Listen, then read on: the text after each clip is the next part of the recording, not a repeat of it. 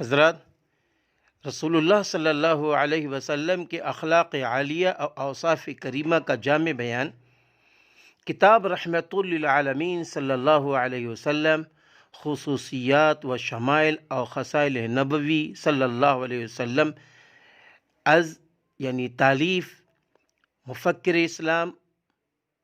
مصلح الامت، مربی مرشدی حضرت مولانا سید محمد رابع حسنی ندوی صاحب دامت برکاتہم، ناظم ندوۃ العلماء لکھنؤ کی کتاب سے میں اخلاق عالیہ پر کچھ روشنی ڈالنا چاہتا ہوں۔ حضرات، رسول اللہ صلی اللہ علیہ وسلم کے اخلاق عالیہ، اوصاف کریمہ اور خصائل شریفہ کا ذکر حضرت ہند بن حالہ رضی اللہ عنہ نے،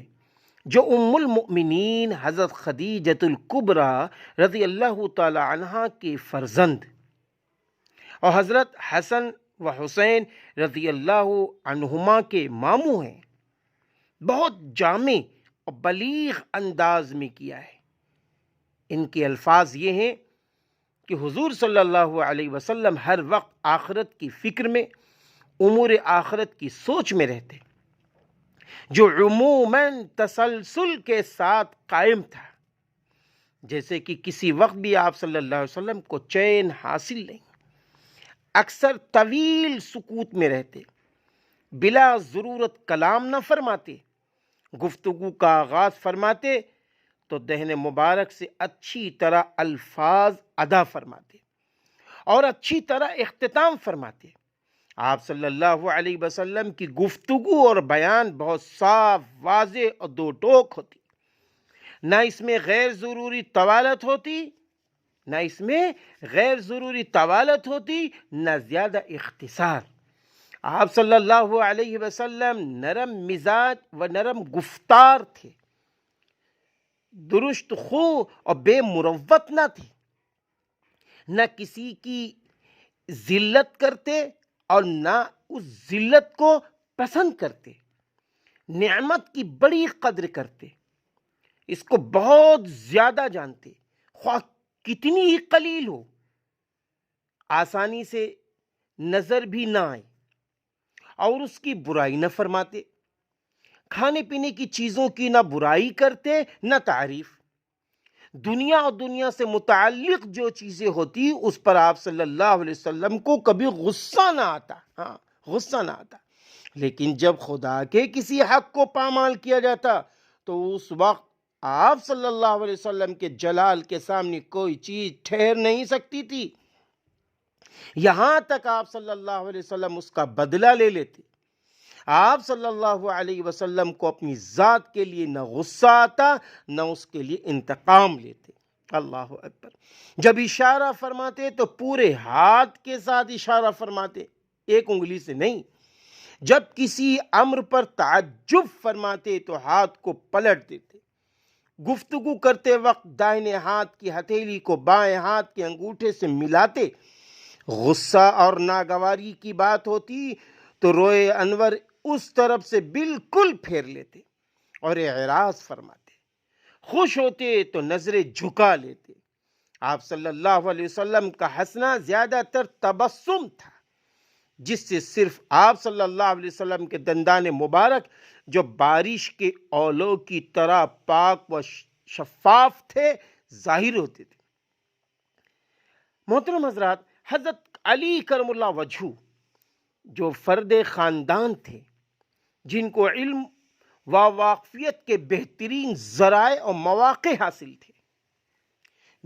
جن کی نظر نفسیات انسانی اور اخلاق کی باریکیوں پر بہت گہری تھی،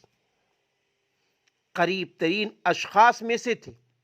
اور اسی کے ساتھ وصف و بیان منظر کشی میں بھی آپ کو سب سے زیادہ قدرت تھی۔ آپ صلی اللہ علیہ وسلم کے اخلاق عالیہ کے متعلق یہ فرماتے ہیں، کیا فرماتے ہیں کہ آپ صلی اللہ علیہ وسلم کی طبیعت و مزاج میں یہ بات تھی کہ آپ صلی اللہ علیہ وسلم بد کلامی اور بے حیائی و بے شرمی سے دور تھے۔ اور تکلفاً بھی ایسی کوئی بات آپ صلی اللہ علیہ وسلم سے سرزد نہیں ہوتی تھی۔ بازاروں میں آپ صلی اللہ علیہ وسلم کبھی آواز بلند نہ فرماتے، بازاروں میں آپ صلی اللہ علیہ وسلم کبھی آواز بلند نہ فرماتے، برائی کا بدلہ برائی سے نہ دیتے، بلکہ عفو و درگزر کا معاملہ فرماتے۔ آپ صلی اللہ علیہ وسلم نے کسی پر کبھی درست درازی نہیں فرمائی، دست درازی نہیں فرمائی، سوائے اس کے کہ اللہ کی راہ میں کوئی بات ہو یا اللہ کی راہ میں کوئی موقع ایسا ہو۔ کسی خادم یا عورت پر آپ صلی اللہ علیہ وسلم نے کبھی ہاتھ نہیں اٹھایا۔ میں نے آپ صلی اللہ علیہ وسلم کو کسی ظلم و زیادتی کا انتقام لیتے ہوئے بھی نہیں دیکھا، جب تک کہ اللہ تعالیٰ کی مقرر کردہ حدود کی خلاف ورزی نہ ہو اور اس کی حرمت و ناموس پر آنچ نہ آئے۔ ہاں، اگر اللہ تعالیٰ کے کسی حکم کو پامال کیا جاتا اور اس کے ناموس پر حرف آتا تو آپ صلی اللہ علیہ وسلم اس کے لیے ہر شخص سے زیادہ غصہ ہوتے۔ دو چیزیں سامنے ہوتی تو ہمیشہ آسان چیز کا آپ صلی اللہ علیہ وسلم انتخاب فرماتے۔ جب اپنے دولت خانے پر تشریف لاتے تو عام انسانوں کی طرح نظر آتے، اپنے کپڑوں کو صاف کرتے، بکری کا دودھ دوہتے، اپنی سب ضرورتیں خود انجام دیتے، اپنی زبان مبارک محفوظ رکھتے اور صرف اسی چیز کے لیے کھولتے جس سے آپ صلی اللہ علیہ وسلم کو کچھ سروکار ہوتا، لوگوں کی دلداری فرماتے اور ان کو متنفر نہیں کرتے۔ کسی قوم و برادری کا معزز شخص آتا تو اس کے ساتھ اکرام و اعزاز کا معاملہ فرماتے اور اس کو اچھے اور اعلیٰ عہدے پر مقرر کرتے، لوگوں کے بارے میں محتاط تبصرہ کرتے، بغیر اس کے اپنی بشاشت اور اخلاق سے ان کو محروم فرمائیں، اپنے اصحاب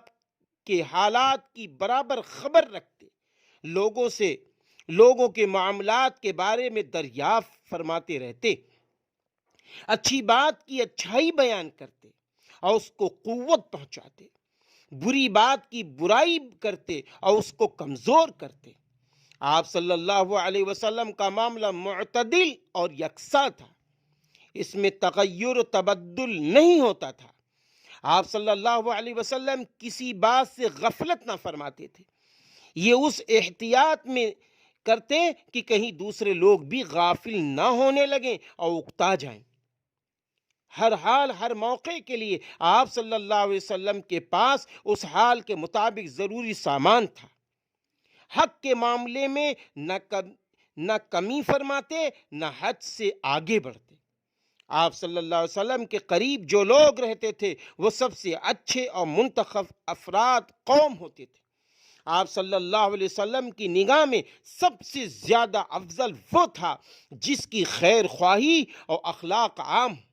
سب سے زیادہ قدر و منزلت اس کی تھی جو غم خواری و ہمدردی اور دوسروں کی مدد و معاونت میں سب سے آگے ہو۔ کھڑے ہوتے تو خدا کا ذکر کرتے اور بیٹھتے تو خدا کا ذکر کرتے، جب کہیں تشریف لے جاتے تو وہاں بیٹھنے والے جہاں تک بیٹھے ہوتے وہیں بیٹھ جاتے، اندر نہیں گھستے، اور اسی بات کا حکم بھی فرماتے۔ اپنے حاضرین مجلس اور ہم نشینوں میں ہر شخص کو اپنی توجہ التفات میں پورا حصہ دیتے۔ آپ صلی اللہ علیہ وسلم کا شریک مجلس یہ سمجھتا کہ اس سے بڑھ کر آپ صلی اللہ علیہ وسلم کی نگاہ میں کوئی اور نہیں ہے۔ اگر کوئی شخص آپ صلی اللہ علیہ وسلم کو کسی غرض سے بٹھا لیتا یا کسی ضرورت میں آپ صلی اللہ علیہ وسلم سے گفتگو کرتا تو نہایت صبر و سکون سے اس کی پوری بات سنتے، یہاں تک وہ خود ہی اپنی بات کر کے رخصت ہوتا۔ اگر کوئی شخص آپ صلی اللہ علیہ وسلم سے کچھ سوال کرتا اور کچھ مدد چاہتا تو بلا اس کی ضرورت پوری کیے واپس نہ فرماتے، جب تک اس کی ضرورت پوری نہ ہو جاتی آپ واپس نہ فرماتے، یا کم از کم نرم و شیریں لہجے میں جواب دیتے۔ آپ صلی اللہ علیہ وسلم کا حسن اخلاق تمام لوگوں کے لیے وسیع اور عام تھا۔ آپ صلی اللہ علیہ وسلم ان کے حق میں باپ ہو گئے تھے۔ تمام لوگ حق کے معاملے میں آپ صلی اللہ علیہ وسلم کی نظر میں برابر تھے۔ آپ صلی اللہ علیہ وسلم کی مجلس علم و معرفت، حیا و شرم اور صبر اور امانت داری کی مجلس تھی۔ نہ اس میں آوازیں بلند ہوتی تھیں، نہ کسی کے عیوب بیان کیے جاتے تھے، نہ کسی کی عزت و ناموس پر حملہ ہوتا، نہ کمزوریوں کی تشہیر کی جاتی تھی۔ سب ایک دوسرے کے مساوی تھے، صرف تقوی کے لحاظ سے ان کو ایک دوسرے پہ فضیلت حاصل ہوتی تھی۔ اس میں لوگ بڑوں کا احترام اور چھوٹوں کے ساتھ رحم دلی و شفقت کا معاملہ کرتے تھے، حاجت مندوں کو اپنے اوپر ترجیح دیتے تھے، مسافر اور نوارد کی حفاظت کرتے، اس کا خیال رکھتے تھے۔ حضرت علی کرم اللہ وجہ، جو حضرت حسن اور حسین رضی اللہ عنہما کے والد محترم اور حضرت فاطمہ الزہرا رضی اللہ تعالی عنہ کے شوہر ہیں، آپ مزید فرماتے ہیں آپ صلی اللہ علیہ وسلم ہمہ وقت کشادہ روح اور انبساط و بشاشت کے ساتھ رہتے تھے، بہت نرم اخلاق اور نرم پہلو تھے، نہ سخت طبیعت کے تھے، نہ سخت بات کہنے کے عادی، نہ چلا کر بولنے والے، نہ عامیانہ اور متبذل یعنی مبتذل بات کرنے والے، نہ کسی کو عیب لگانے والے، نہ تنگ دل، نہ بخیل۔ جو بات آپ صلی اللہ علیہ وسلم کو پسند نہ ہوتی اس سے تغافل فرماتے اور اس کا جواب بھی نہ دیتے۔ تین باتوں سے آپ صلی اللہ علیہ وسلم نے اپنے آپ کو بالکل بچا رکھا تھا، ایک جھگڑا، دوسرے تکبر اور تیسرے غیر ضروری اور لایعنی کام۔ لوگوں کو بھی تین باتوں سے آپ صلی اللہ علیہ وسلم نے بچا رکھا تھا، نہ کسی کی برائی کرتے تھے، نہ اس کو عیب لگاتے تھے اور نہ اس کی کمزوریوں اور پوشیدہ باتوں کے پیچھے پڑتے تھے۔ صرف وہ کلام فرماتے تھے جس پر ثواب کی امید ہوتی تھی۔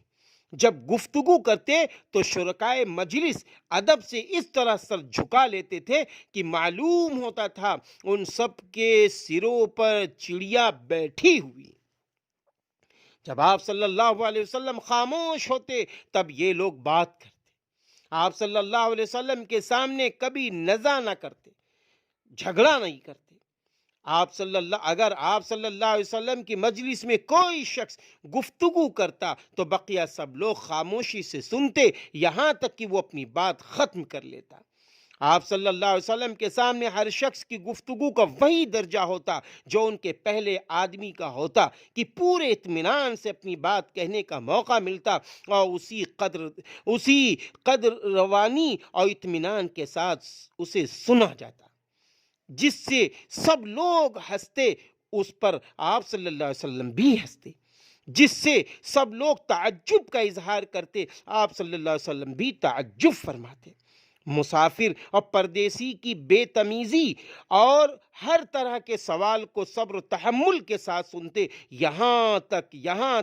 آپ صلی اللہ علیہ وسلم کے اصحاب کرام ایسے لوگوں کو اپنی طرف متوجہ کر لیتے تاکہ آپ صلی اللہ علیہ وسلم پہ کوئی بار نہ ہو، اور آپ صلی اللہ علیہ وسلم فرماتے تھے تم کسی حاجت مند کو پاؤ تو اس کی مدد کرو۔ آپ صلی اللہ علیہ وسلم مدح و تعریف اسی شخص کی قبول فرماتے تھے جو حد اعتدال میں رہتا، کسی کی گفتگو دوران نہ کلام نہ فرماتے اور اس کی بات کبھی نہ کاٹتے۔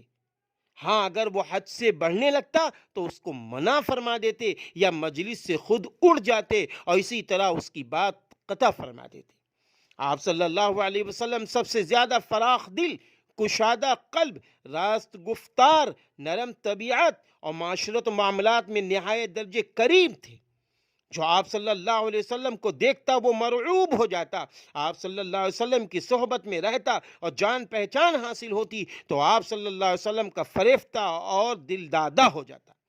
آپ صلی اللہ علیہ وسلم کا ذکر خیر کرنے والا کہتا ہے، نہ آپ صلی اللہ علیہ وسلم سے قبل میں نے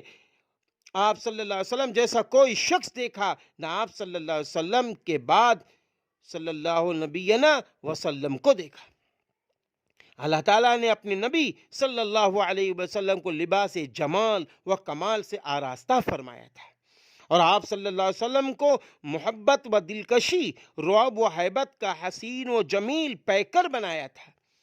حضرت ہند بن حالہ رضی اللہ تعالی عنہ بیان کرتے ہیں، آپ بہت خوددار اور باوقار اور شان و شوکت کے حامل تھے، اور دوسروں کی نگاہ میں بھی نہایت پرشکو۔ آپ کا روئے انور 14ویں رات کے چاند کی طرح دمکتا تھا۔ آئیے ہم سب اس